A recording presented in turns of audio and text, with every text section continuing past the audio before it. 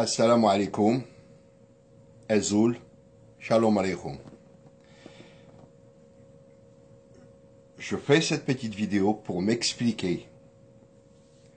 Premièrement, je réitère toutes mes condoléances aux victimes des attentats perpétrés à Paris depuis le 7. Je réitère toutes mes condoléances. Parce que dans la première vidéo, je l'ai dit en arabe et certains n'ont pas voulu comprendre ou n'ont pas compris. J'ai dit Allah irham, qui veut dire que Dieu est en sa miséricorde, paix et âme. D'autres musulmans ont dit, on ne peut pas dire Allah irham pour des non-musulmans. Moi je dis, il y avait un musulman du nom d'Ahmed, Allah irhamu, donc Allah irham, et c'est pas moi de juger, c'est Dieu qui juge. Ceci dit. Deuxièmement, je ne suis pas citoyen français, je ne suis pas résident en France. Absolument pas. J'aime la France, la vieille. Beaucoup de respect pour sa culture, vaste culture.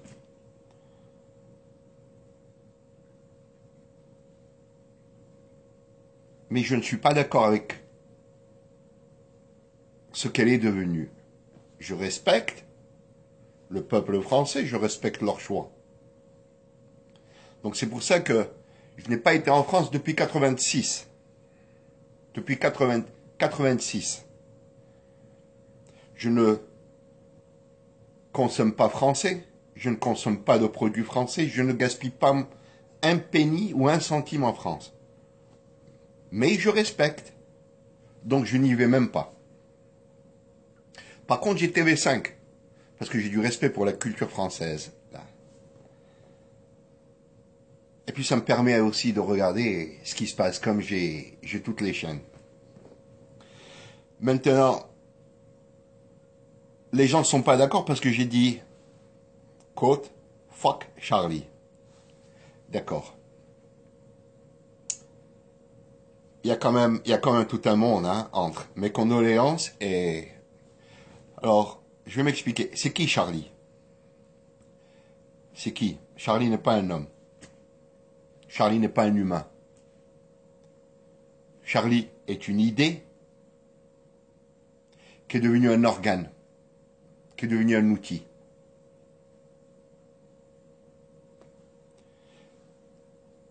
Charlie, par besoin de matériel, a fait du fast-food, du rapide,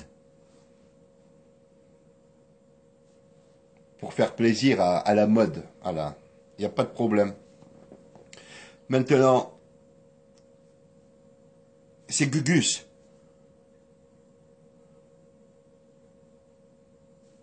qui ont commis ces attentats. Ils sont d'où? C'est des Français qui ont commis des attentats sur le sol français. Donc c'est un problème franco-français. Quand je dis je ne suis pas Charlie, parce que je suis musulman, je le dis à mes concitoyens du Maroc, premièrement, pour leur rappeler un peu ce que cet organe, cet outil, a véhiculé.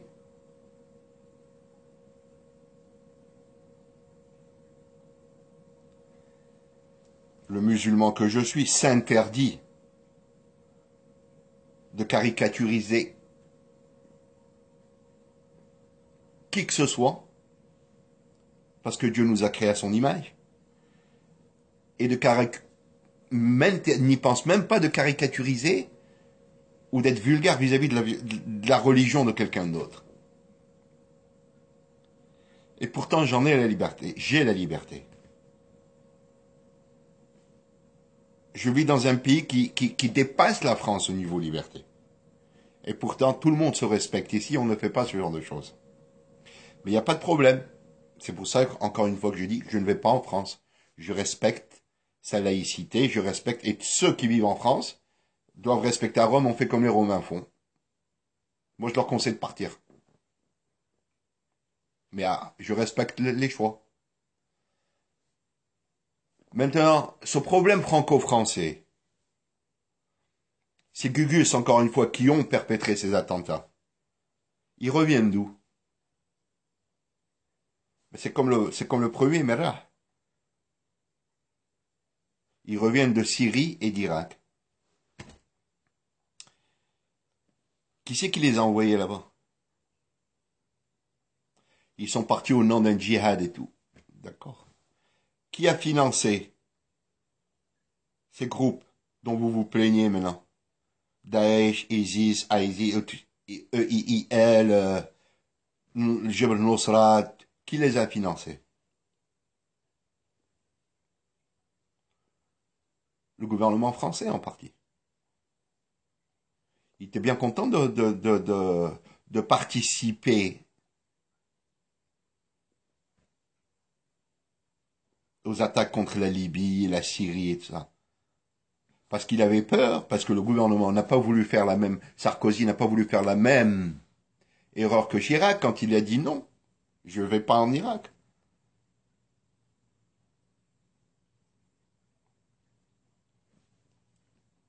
La France n'a pas eu droit au butin. Donc elle a besoin d'avoir. Donc on a financé en Libye, en Syrie, en Irak, et on produit. Et on a envoyé ces jeunes, parce que ces jeunes ont tous des casiers judiciaires. Tous des casiers judiciaires. On les a pris, on les a utilisés pour servir. Mais maintenant ils reviennent, ces cons.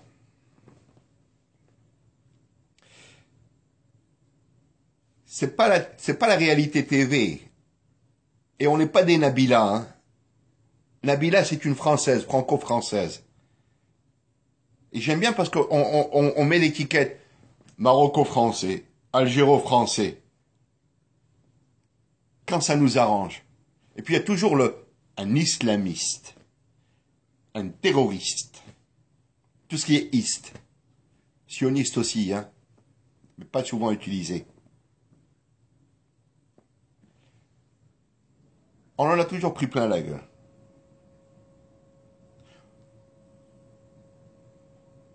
L'islam qui s'est propagé au bout de l'épée, c'est du faux. C'est une histoire qui a été écrite. C'est comme Charles Martel qui a arrêté les Sarrasins en leur donnant des petits coups de marteau sur la tête. Pas de problème. Comme on dit en Afrique, le blanc a blanchi l'histoire. Vous êtes venus chez nous, vous avez créé la merde, le chaos, et vous vous êtes présenté sous un nom de protectorat. Vous nous avez sucé le sang. Je sais de quoi je parle, mon grand-père était résistant.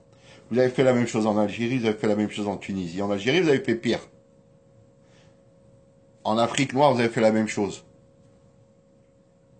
Une mission civilisatrice, vous l'appeliez. Vous vous êtes retiré, vous vous êtes enrichi sur le dos de l'Afrique et sur notre dos. Vous vous êtes retiré, non pas les mains vides, mais vous vous êtes assuré de faire qu'en sorte que ces peuples ne se relèvent pas. Et vous nous avez créé la zizia avec nos voisins d'Algériens. Et vous avez vendu les armes des deux côtés aux Polisario. Il n'y a pas de problème.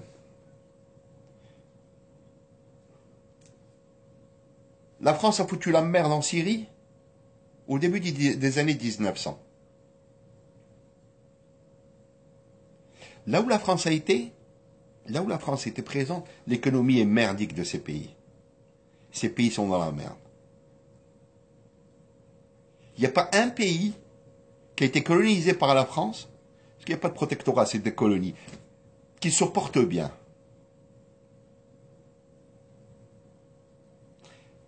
Même quand on va à Saint-Barth ou quand on voit la partie hollandaise et la partie française, on voit tout de suite la différence. Il n'y a pas de problème. Vous nous avez imposé des taux d'intérêt qu'on ne pourra jamais repayer. Il n'y a pas de problème. Vous nous avez créé des attentats, Sreerat, l'avion, tout ça, et il n'y a pas de problème. Je pense qu'il est temps qu'on dise, wow, basta, finito la musica, passato la fiesta. Et je ne suis pas le seul à penser comme ça. Et je ne suis pas le seul à dire ça. Nous, et ceux qui regardent cette vidéo le savent très bien, on se bat d'une autre manière. On se bat avec ça. Ce qui nous permet de garder ça clair, les yeux ouverts. Et on dit on refuse, basta. Je ne suis pas Charlie. J'étais contre ce que Charlie représente. Charlie, c'est pas de la liberté d'expression. Et le grand acte de terrorisme contre la liberté d'expression, c'est passé contre Dieudonné. Lorsque Valls, ministre de l'Intérieur, l'a interdit de spectacle. Incitation à la haine. Allahu Akbar, on a vengé notre prophète. Ils ont laissé leur carte d'identité dans la voiture. Ils ont fait des interviews d'1 heure au téléphone avec des radios télévisées. Je vous ai dit encore une fois, hein, on n'est pas Nabila. Hein, et c'est pas la télé-réalité, ça. Faites ce que vous voulez de votre peuple, il n'y a pas de problème, mais on a le droit de dire, hey, non. Là, je dis pas en mon nom. Non. Je veux bien être moderne, avant-gardiste, mais pas dans ça.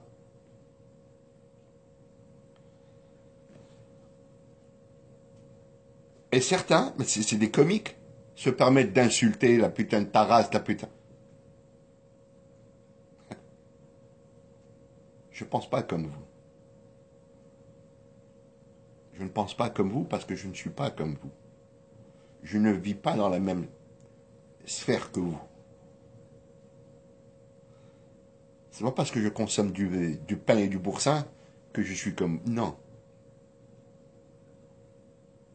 On a le droit de penser différemment.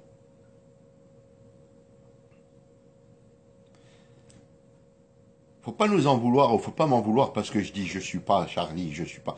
Encore une fois, Charlie n'est qu'un organisme, n'est qu'un outil qui a servi pour un but bien précis. Je refuse de jouer le jeu.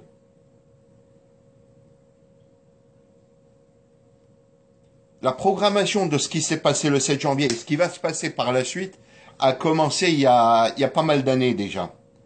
Avec les Zemmour, avec les Tariq Ramadan à la télévision, avec les censures de Dieudonné, avec la diabolisation de Alain Soral,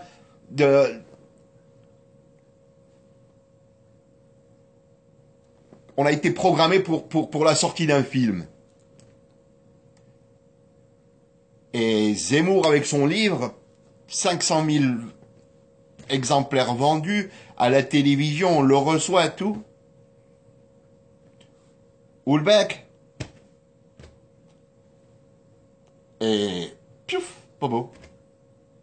On l'a fait exprès de mettre les ingrédients nécessaires dans cette cocotte minute qu'on a mis pas à feu doux, mais à plein feu, et qui n'arrête pas de souffler, on l'a fait exprès.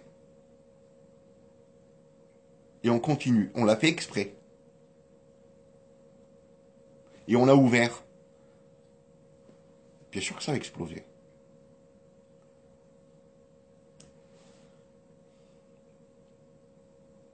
Le but, parce que c'est dépassé là maintenant. Le but, c'est pas qui a fait quoi. Le but, c'est pourquoi. Qu'est-ce qui vient après?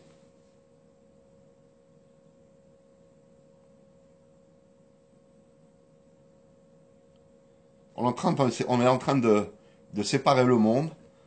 On est en train au nom du nouvel ordre mondial, on est en train de créer un chaos et de faire qu'en sorte,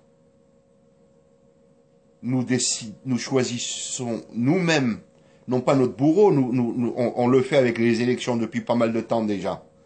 Non. Mais on est en train de décider de nous faire choisir nous-mêmes la voie, le chemin et l'abattoir ou l'abattage.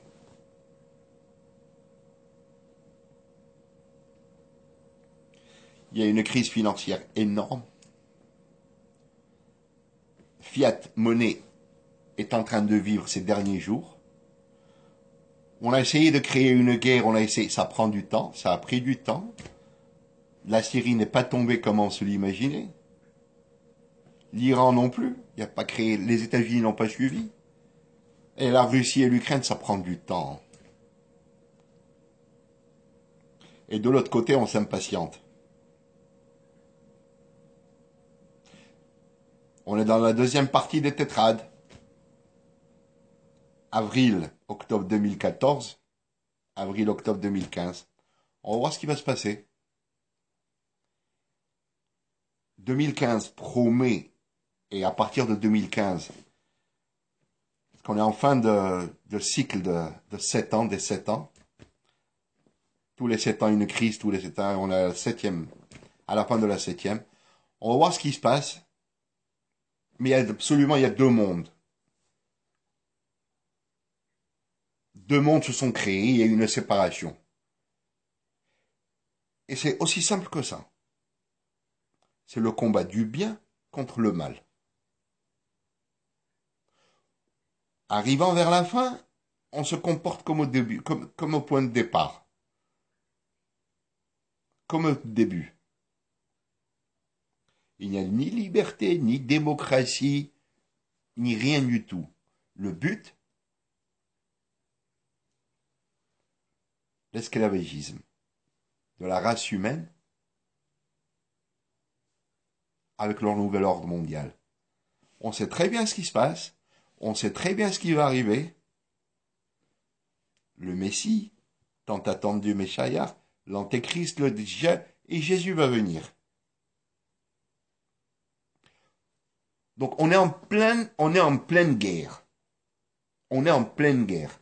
Celle du bien contre le mal.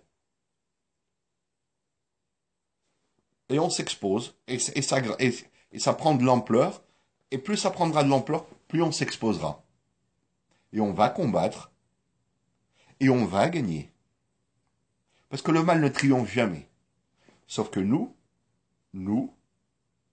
les musulmans, les vrais musulmans, non pas ceux que vous avez créés et que vous appelez islamistes musulmans, les Daesh and compagnie, c'est vos créations. Pour nous, ce ne sont pas des musulmans. Mais ce qui est marrant, c'est que vos médias ne veulent pas écouter les musulmans lorsqu'ils disent ce ne sont pas des musulmans. Vous ne faites qu'entretenir l'image de ces kidnappeurs, de ces mercenaires.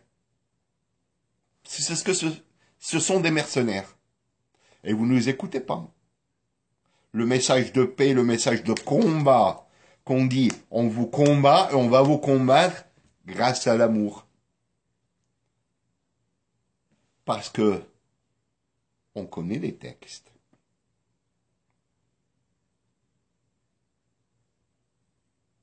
Prenez un gars comme moi, je suis musulman, j'ai étudié chez les jésuites. Je connais la Bible, je connais la Torah. Je sais ce qu'il faut savoir du Talmud. La Bible, Ancien Testament, Nouveau Testament, la Bible selon Jean, la Bible les protestants,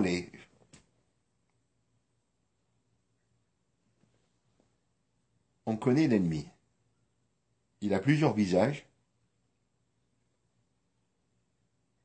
Il porte plusieurs accoutrements, mais c'est le même.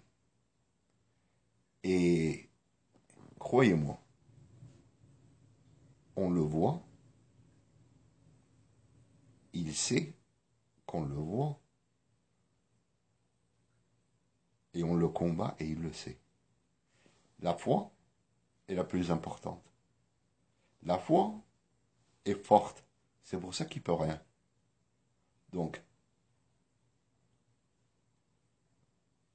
à la prochaine, au prochain combat, sur le prochain terrain, votre Waterloo.